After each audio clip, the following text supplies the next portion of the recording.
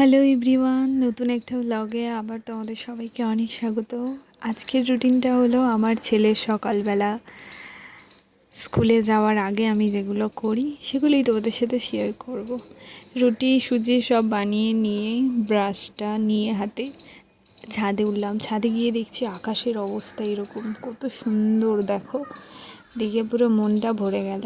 আর পাশেই একটা আম গাছ আছে, যদিও আমাদের না, পাশের বাড়ির। তো ছাদ থেকে আমগুলো পাড়া যায় আর আমরা পেরেও খাই, ওরা কেউ কিছু বলে না।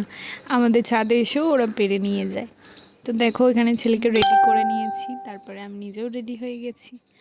ছেলেকে রেডি করে যাওয়ার সময় দেখলাম সূর্যটা উঠেই গেছে। তো আমি চুল খুলে গেলে আমার ছেলের ভীষণ অসুবিধা হয়, সেই জন্য চুলটা সরিয়ে দিলাম। তো ছেলেকে স্কুলে দিয়ে আর আমরা দাঁড়িয়েছিলাম রাস্তার মাঝখানে। হঠাৎ করে দেখি এই দুটোকে কি বলে, মোষ বলে না কি বলে আমি ঠিক জানি না।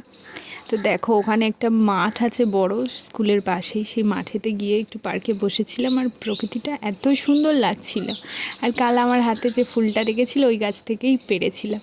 তো চলো, যদি ভালো লাগে অবশ্যই লাইক করো, শেয়ার করো, পাশে থেকো। টাটা।